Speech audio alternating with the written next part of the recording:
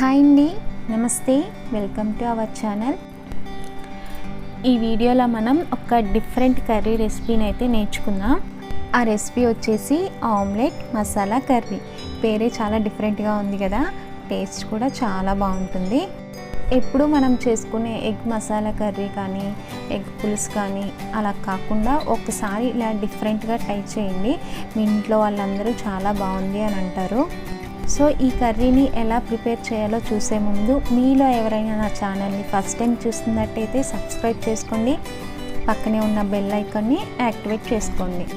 ఇలా యాక్టివేట్ చేసుకున్నారంటే నేను ఎప్పుడు కొత్త వీడియో అప్లోడ్ చేసినా వెంటనే మీకు నోటిఫికేషన్ వస్తుంది. ఈ కర్రీని ప్రిపేర్ చేసుకోవడానికి ముందు మనం ఆమ్లెట్స్ వేసుకోవాలి. ఇలా ఒక ప్యాన్ కానీ దోశ పెనం కానీ పెట్టేసుకొని కొద్దిగా ఆయిల్ వేసుకొని ఒక ఎగ్ని ఇలా ప్యాన్ మీద వేసుకోవాలి. ఇందులో మనం ఉప్పు కానీ కారం కానీ ఎలాంటి స్పైసెస్ వేయట్లేదు, ఇలా ప్లెయిన్గానే వేసుకోవాలి ఆమ్లెట్. మూత పెట్టేసి ఒకవైపు కాలిన తర్వాత మూత తీసి రెండో వైపు కూడా బాగా కాల్చుకోవాలి. ఇలాగే మీకు ఎన్ని ఎగ్స్ కావాలంటే అలాగా ఆమ్లెట్స్ వేసుకొని అన్నీ తీసి ఒక ప్లేట్లో వేసుకొని పక్కన పెట్టుకోవాలి. ఆమ్లెట్స్ అన్నీ వేసుకోవటం అయిపోయిన తర్వాత అదే ప్యాన్లో 2 to 3 టేబుల్ స్పూన్ ఆయిల్ వేసుకొని ఆయిల్ హీట్ అయిన తర్వాత 4-5 పచ్చిమిర్చి చీలికలు, మీడియం సైజు ఉన్న 2 ఉల్లిపాయల తరుగు వేసుకొని బాగా ఫ్రై చేసుకోవాలి. ఉల్లిపాయలన్నీ బాగా మగ్గాక ఇందులోకి 1/2 టేబుల్ స్పూన్ అల్లం వెల్లుల్లి పేస్ట్ వేసుకొని మొత్తం ఫ్రై అయిన తర్వాత కొద్దిగా పసుపు, రుచికి సరిపడా ఉప్పు, 1.5 టేబుల్ స్పూన్ కారము, 1/2 టీ స్పూన్ ధనియాల పొడి, 1/2 టీ స్పూన్ గరం మసాలా వేసుకొని బాగా ఫ్రై చేసుకోవాలి.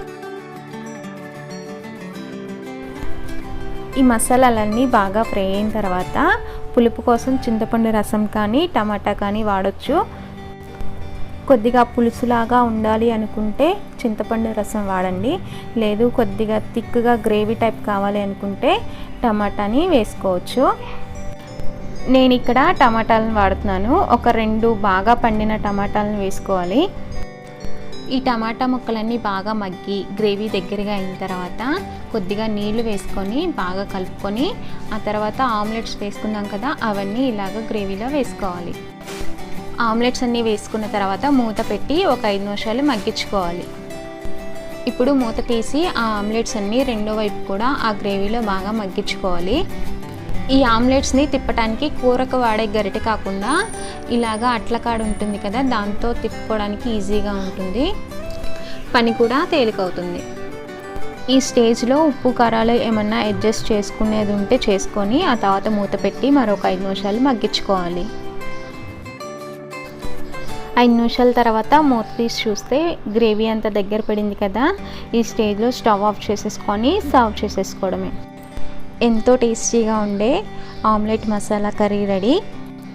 మీరు కూడా మీ ఇంట్లో ట్రై చేసి ఎలా ఉందో నాకు కామెంట్ సెక్షన్లో కామెంట్ చేసి చెప్పండి. ఈ వీడియో మీకు నచ్చినట్టయితే లైక్ చేయండి, మీ ఫ్రెండ్స్ అండ్ ఫ్యామిలీ మెంబర్స్కి షేర్ చేయండి. ప్లీజ్ నా ఛానల్ని సబ్స్క్రైబ్ చేసి నన్ను సపోర్ట్ చేయండి. Thank you for watching.